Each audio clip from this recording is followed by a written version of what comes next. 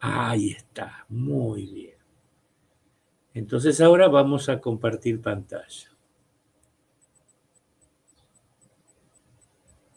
Ah, la estoy compartiendo. ¿Ven mi pantalla?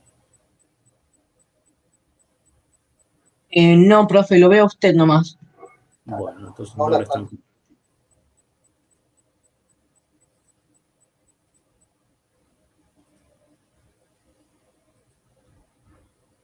¿Ahora?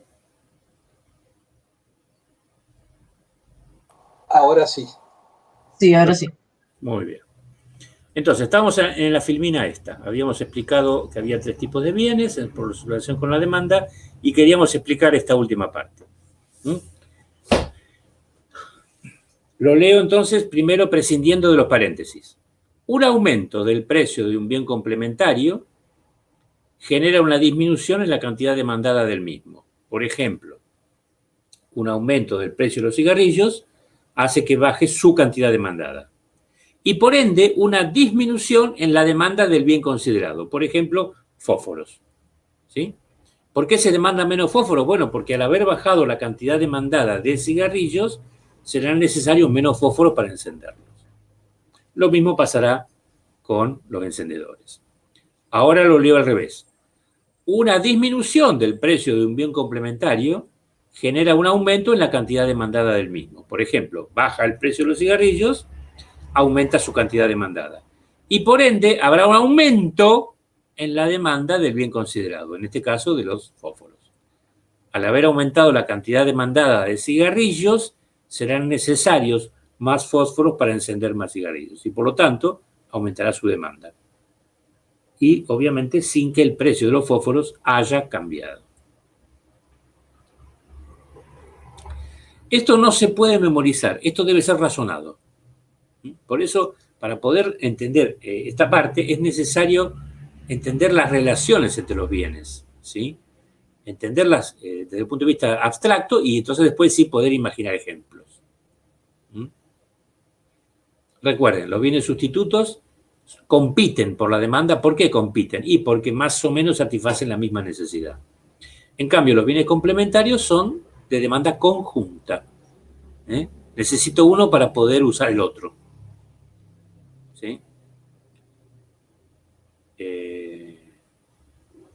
A ver, cuando uno era chico, a la hora de la merienda comía pan con manteca y azúcar. ¿Se imaginan algo más complementario que eso? No quieren el pan solo. Y la manteca sola no es horrorosa, pero bueno, pan con manteca y azúcar. Ahí tenemos bienes complementarios. Café con leche, tenemos bienes complementarios. Para los que les gusta el mate dulce, bueno, mate con lo que sea que le ponen para endulzarlo. ¿Profe? Sí. ¿No deberíamos agregar un supuesto que tenga en cuenta la elasticidad de los bienes? ¿Por qué? Porque, por ejemplo, por más que aumente muchísimo el precio del pan, no va a bajar la demanda hasta cierto punto.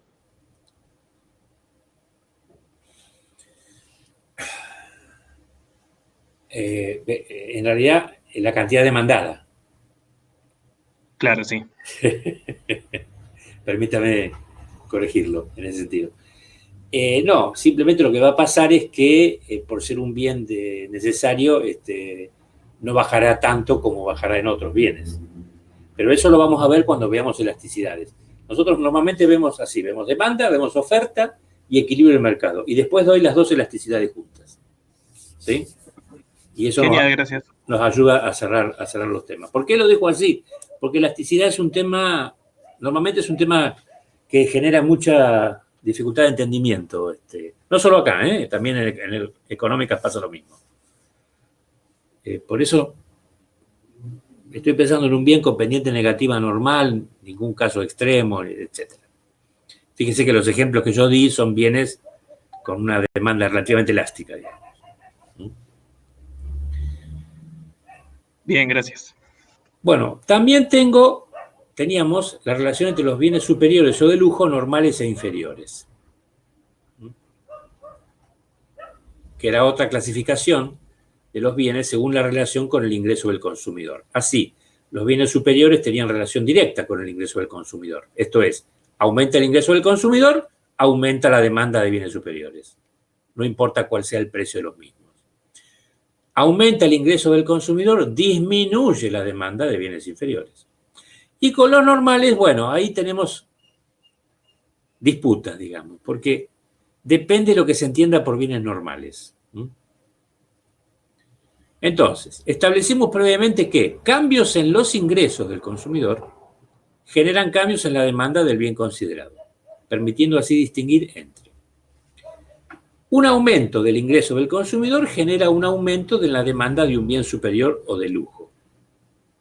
Si yo, por ejemplo, tengo un ingreso X y de golpe lo duplico, ese ingreso, y supongamos que no estamos en pandemia, bueno, mi demanda de salidas a comer afuera aumentaría. Por el contrario, una disminución del ingreso del consumidor genera una disminución en la demanda de un bien superior de lujo, como por ejemplo la salida a comer afuera. Y no estoy diciendo sacar la mesa al patio, no, ir a comer a un restaurante. Eso estoy hablando. O, bueno, podría, por ejemplo, si mi ingreso aumenta, voy a restaurantes de 5 tenedores, no sé si 4 o 5 es la máxima categoría. Y si mi ingreso cae y tengo que seguir comiendo afuera, voy a un bodegón de cuarta, qué sé yo. Ahí tenemos una diferencia en la calidad en que la necesidad es satisfecha. En cambio, un aumento en los ingresos del consumidor genera una disminución en la demanda, acá hay un error, miren, de un bien inferior. O al revés, una disminución del ingreso del consumidor genera un aumento en la demanda de un bien inferior. No porque lo desee, sino porque no me queda otro remedio.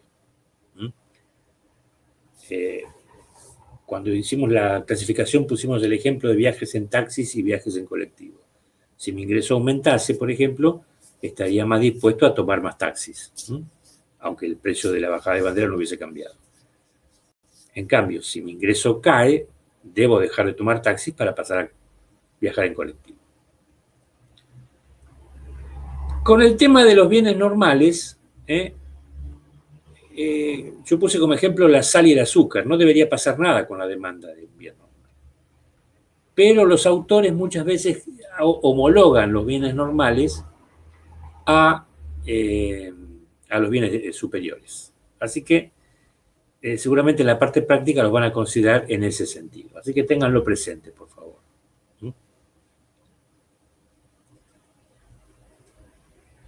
Bueno, este sería el último tema de demanda. Pasar de la demanda individual a la demanda del mercado, porque obviamente a los estudiosos del marketing y a los empresarios no les interesa cuál es la demanda de la familia Garrote López, digamos, de manzanas rojas. Le interesará cuál es la demanda de manzanas rojas de toda la ciudad de Mar del Plata, por ejemplo. Eso nos está hablando de un mercado, ¿sí? Entonces, la curva de demanda del mercado lo que va a mostrar es la cantidad total de un bien o servicio que se demanda a cada uno de los precios posibles, manteniéndose constantes todos los demás factores que influyen en la demanda. Pero no de un consumidor individual o de una familia, sino de un conjunto de consumidores. Ahora bien, cuando hablamos de la demanda del mercado, debemos incluir determinantes que no estaban considerados en la curva de demanda individual. Un factor es lo que se llama el tamaño del mercado, es decir, la población. No es lo mismo, no sé, la población marplatense que la población de la provincia de Buenos Aires. Son dos tamaños de mercado diferentes. El nivel de ingreso, bueno, el nivel de ingreso ya está considerado, pero también acá hay que considerar otra variable que antes no teníamos en cuenta, que es cómo se distribuye el ingreso entre los individuos. Y a la vez tenemos que considerar, escuchen los geógrafos, ciertos factores demográficos. Por ejemplo, distribución entre población urbana y rural, distribución por edades, por género o por cualquier otra categoría que se les ocurra. Normalmente se asume que la población urbana demanda más bienes que la población rural. La distribución por edades es importante porque los consumos difieren si uno es adolescente, joven adulto o adulto mayor, por ejemplo. no sé, para el caso de los medicamentos, y también la demanda entre géneros también tiene algunos bemoles, digamos, que no comentaré para no generar ningún tipo de rispidez. ¿Cómo se obtiene la curva de demanda del mercado? Bueno, se obtiene sumando horizontalmente las curvas de demanda individuales de todos los compradores de un mercado determinado. Obviamente, si supiéramos las curvas de demanda individuales, por las que preguntó el compañero hace media hora, si pudiéramos estimarlas todas.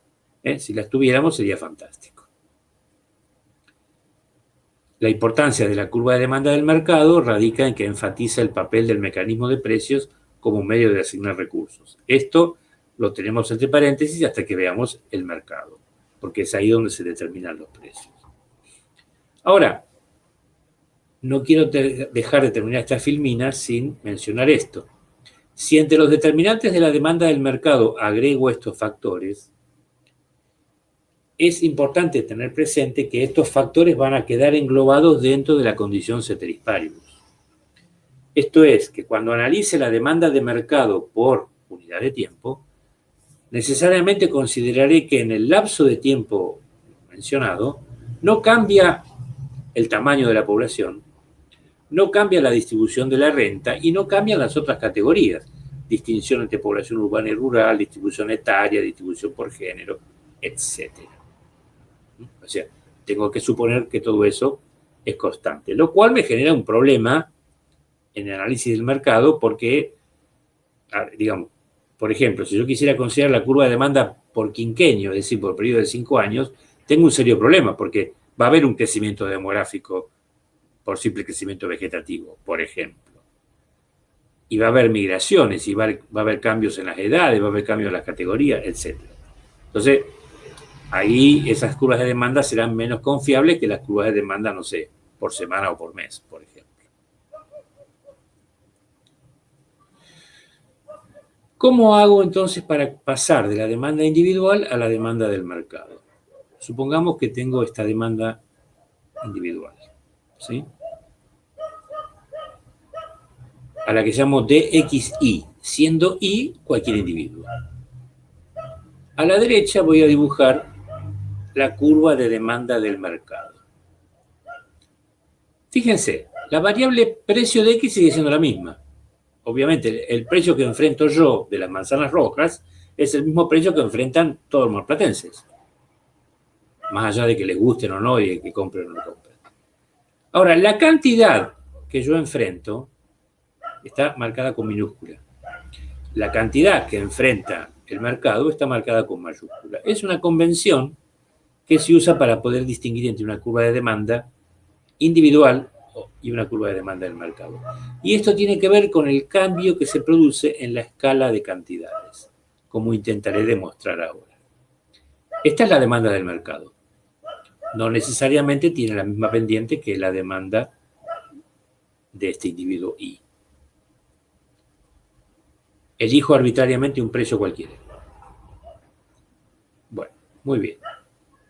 Ahí estoy marcando la cantidad Q sub 0 que este individuo estaría dispuesto a demandar, marcada por el punto A, si el precio fuera P sub 0. Al mismo nivel de precios, el total del mercado está dispuesto a demandar Q sub 0 en el punto A'. Supongamos que efectivamente esta sea la curva de demanda de la familia Garrote de manzanas rojas por semana. Normalmente las manzanas rojas se venden por kilo, ¿no? Perdón, por mes. La curva de manzanas rojas por mes. Ahora que en casa somos 2 nada más, pongamos por caso que yo a este precio P sub 0 compraría, por ejemplo, 2 kilos de manzanas rojas por mes. Antes compraba más, pero mis hijas ya son grandes. Ahora, consideremos que esta es la curva del mercado marplatense. No puedo medir las manzanas por kilogramos. Tengo que usar otra medida, no sé, toneladas o quintales. Toneladas 1000 kilos, quintales 500 kilos. ¿Sí? Porque si, no sé, hay en Mar del Plata más o menos 150.000 hogares. Si esos 150.000 hogares demandaran, supongamos, lo mismo que nosotros, 2 kilos por mes, son 300.000 kilos, ¿no? La escala se correría bastante. Entonces, 300.000 kilos equivalen a 300 toneladas. Entonces, acá cambió la escala de cantidades. Sin embargo, el precio no cambia porque es el mismo, digamos. Es el mismo precio, peso cero, por ejemplo, el que yo elegí, ¿no? Para mi familia que para el conjunto del mercado.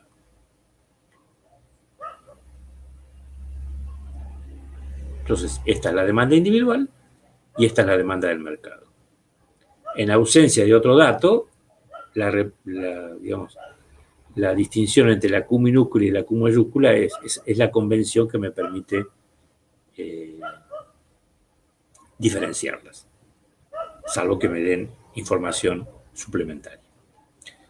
Bueno, ahora sí, los escucho.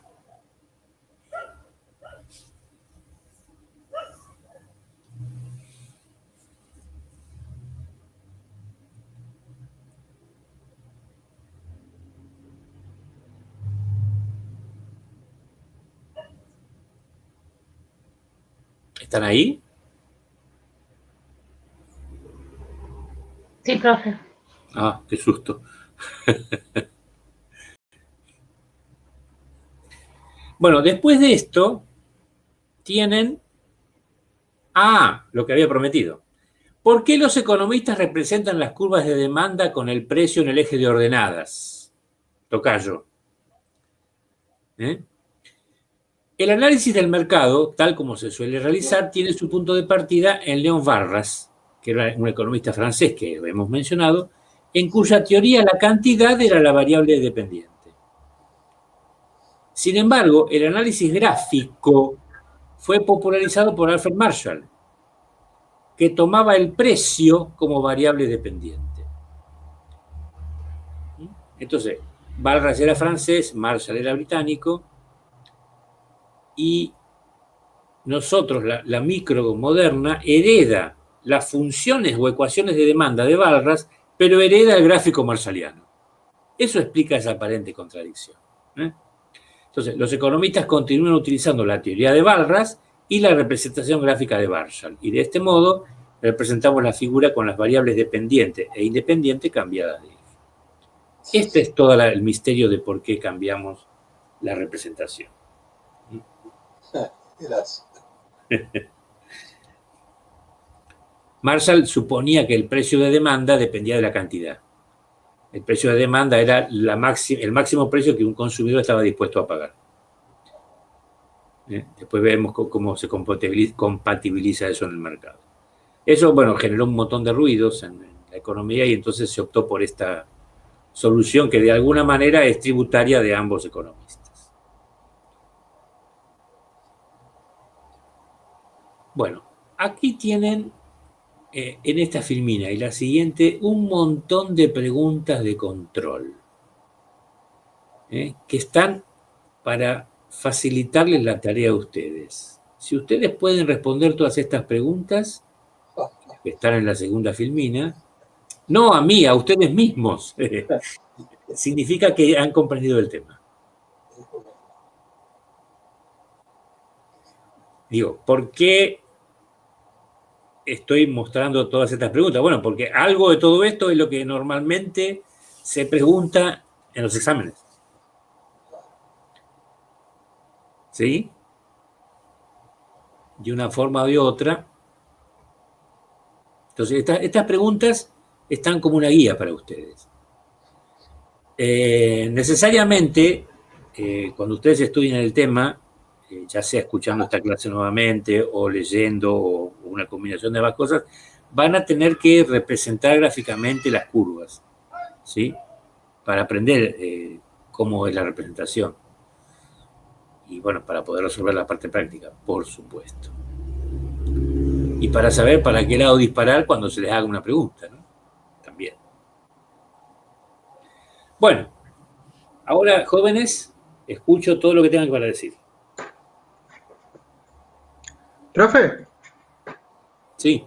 hay un compañero que hizo una pregunta en el chat. Sé que usted no lo puede leer. No puedo leerlo. Preguntó, Sí, dice que de la no entendió, sí, dijo que no entendió bien las diferencias entre la curva de demanda individual y la de mercado. Dice que no logra comprender por qué ambas en el gráfico que mostró están igual. Volvamos.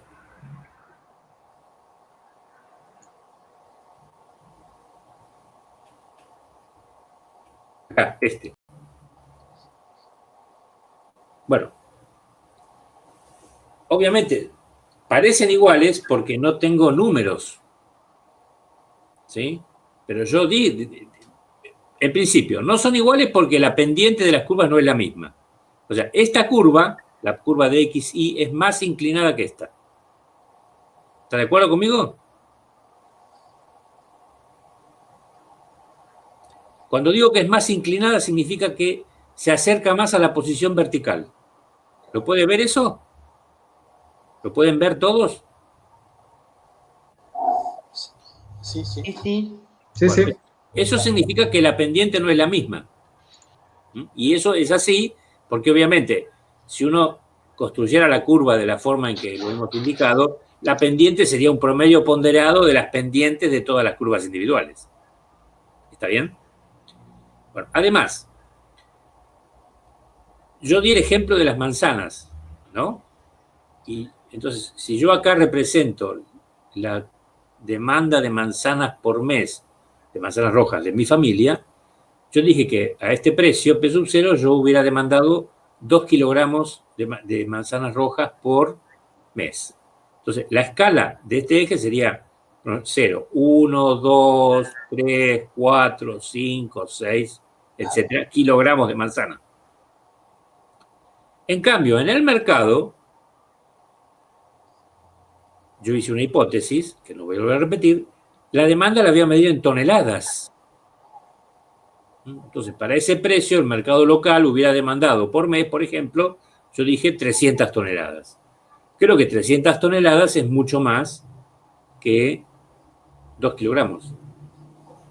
Entonces, cambia rotundamente la escala. ¿Eh? Eso, mídalo, por ejemplo, en vehículo 0 kilómetros. ¿Sí? Bueno, no es una buena... A ver, una familia se compra un auto, qué sé yo, cada 5 o 6 años, por ejemplo. Entonces la curva de demandas tendría un automóvil acá, un automóvil 0 kilómetros. ¿Sí? En cambio, en el mercado se pueden vender 500.000 automóviles. La escala de cantidades es totalmente diferente. El precio no.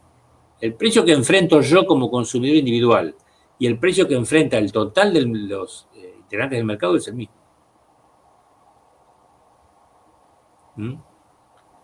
Ahora, obviamente es imposible conocer las curvas de demanda de cada una de las familias que integran el mercado. En el ejemplo local eran 130.000 hogares. Yo dije, bueno, lo que se hace es medirlas o estimarlas con procedimientos estadísticos a partir de datos de la realidad, digamos. Bueno, ¿cuántas toneladas de manzanas se vendieron el mes pasado? Y el otro mes, y el otro, y el otro. ¿Sí? Y bueno, ¿cuál fue el precio? Entonces, no sé, se calculan, digamos, vieron que ahora las frutas, el factor estacional ha cambiado mucho en las frutas, digamos. Normalmente, no sé, antes, por ejemplo, había mandarinas solamente en invierno y frutitas solamente en verano. Ahora no. ¿Sí? O se traen de otros lugares o están, como se dice, en cadena de frío. Por ejemplo, yo normalmente compro kiwi todo el año. Antes también solamente había kiwi en verano. Bueno. Entonces se hace un estudio por año. Bueno, cuando el kiwi valía tanto, se compraban tantos kilos. Cuando valía tanto, se compraban tantos, etc. Y así más o menos se estima una curva de demanda, que es una representación aproximada de la conducta de los consumidores en el mercado. Ojo, no es una réplica exacta de lo que pasa en el mercado. Es una representación aproximada de lo que pasa en el mercado, que ha demostrado que tiene algún carácter, digamos, de poder hacer predicciones razonablemente acertadas. No sé si con esto lo ayudo o lo complico a su compañero. Por favor, que le responda en el chat a ver qué dice. Mientras esperamos la respuesta del compañero que preguntó, tengo una duda. ¿Podría darse el caso de una recta que nunca cruce el eje Y? Digamos, que sea paralelo al eje de la ordenada. O sea, una demanda vertical. Sí. ¿Eh? Sí. Sí, puede darse. Porque uno de los manuales... Eso tiene que ver con la elasticidad, que vamos a ver más adelante. No, porque me llamaba la atención, uno de los manuales da como, digamos, como una premisa que toda recta en algún punto cruza la ordenada. Y obviamente una línea paralela, ¿dónde se cruza? En el infinito. En el infinito. Sí. Es la única respuesta que uno puede dar, sí. Que se cruza en el infinito, ¿verdad? Sí, el único problema con esa afirmación tan exuberante es que el infinito está por fuera de la experiencia humana. Claro. Sí. Pero a ver, ¿cómo interpreta usted una línea vertical, tocayo? Supóngase que tiene una curva de demanda que es paralela al eje de precios. Sí, aumenta el precio, pero no la demanda. Digamos, por más que el precio aumente o disminuya, la cantidad demandada sigue siendo la misma. ¿Está bien? Sí. Supóngase que esta línea vertical es la demanda. O sea, a este precio se demanda esta cantidad, a este precio se demanda la misma cantidad, a este precio la misma cantidad, etc. Bueno, claro, este es un bien coherente, absolutamente imprescindible, claro, del cual no se puede prescindir. Por ejemplo, la insulina para los diabéticos. Sí. Si usted es insulino dependiente, lo último que se va a fijar es el precio, porque sabe que si no utiliza la insulina, se muere. Sí, se muere, así que... En su momento, el AZT para los enfermos de VIH, por ejemplo. Claro. Ese tipo de remedios. O sea, cuanto más inclinada sea una curva, lo vamos a ver, significa que la demanda es menos sensible a los cambios en los precios. Cuanto más aplanada lo sea, esta curva es más aplanada que esta, es decir, más cerca de la línea de la horizontal, cuanto más aplanada sea, significa que es más sensible a los cambios en los precios. Ya lo vamos a ver también. Bueno, ¿ha respondido el compañero? Sí, dice que entendió perfecto, gracias. Bueno, me alegro mucho. ¿Hay más preguntas?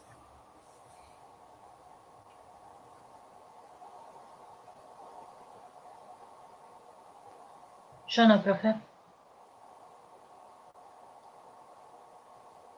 Bueno, yo creo, o sea, yo armé la presentación y más o menos mi exposición en función de las preguntas.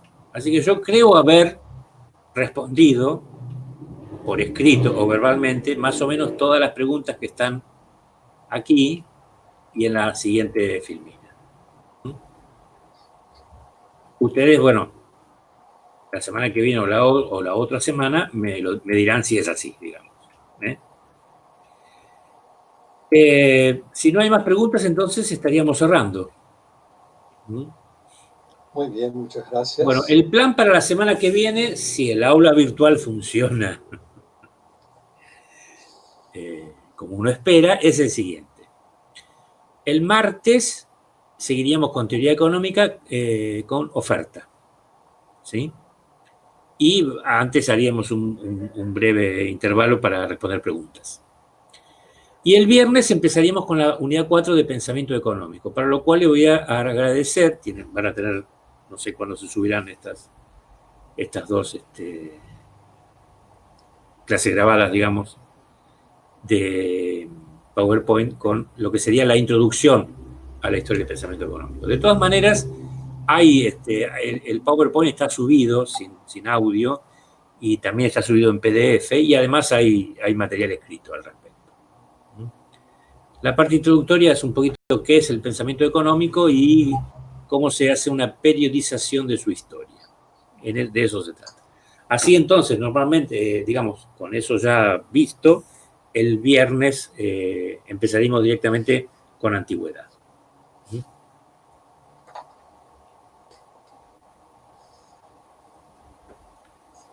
Vamos a apagar la grabación.